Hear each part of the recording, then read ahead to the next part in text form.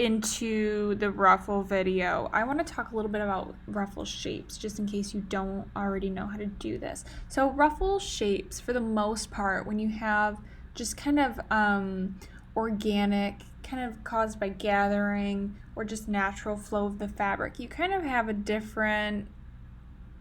couple different shapes that you can do. So you can have this little hammerhead shark, you can have like a little wave either way.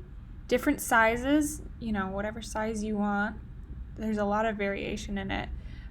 Or you could have something a little bit smaller, something like that. So you just kind of have different combinations of those few shapes and lines to create your ruffles. So when you do create your ruffles, you have the line and then you have your top seams. So sometimes you can have gathering depending on how much volume you have and how much fabric you're gathering.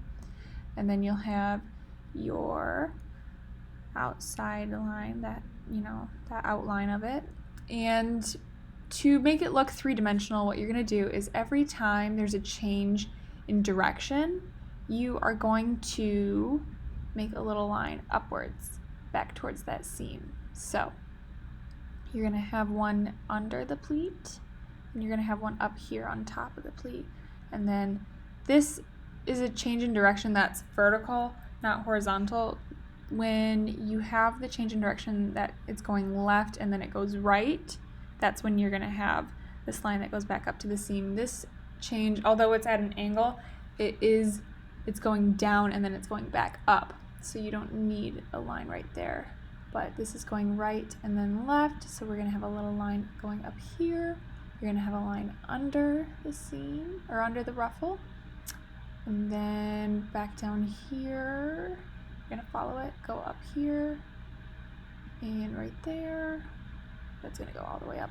And then you can kind of keep going as you please. And then you can also have little lines going from your seam down to create those gathers, because you're going to have wrinkles when you have a lot of fabric bunched up in one area. And so that is how you do ruffles. And the next part of this would be to shade them, which is the next video. These right here are called box pleats. These are pleats that are uniform and they just have this same shape. They are a little bit prettier than what I'm doing in Photoshop because I'm using my trackpad.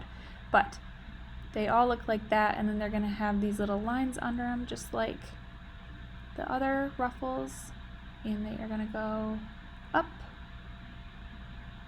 and you're going to do that the whole way through. These pleats are a little bit bigger, but they are the same premise, and then kind of the middle of them collapses a little bit more, but that's not something you need to worry about. These are going to end up being accordion pleats, so you don't need to do anything when you draw in the hemline, and then this is going to be your tulle. So your tulle, you can make a little like curved line, but for the most part, that's going to happen when you're shading it. You're going to erase most of this line before you get into tulle anyways. So that is how you draw your ruffles, and the next video is going to cover how to shade them. So have fun. I will see you in a minute.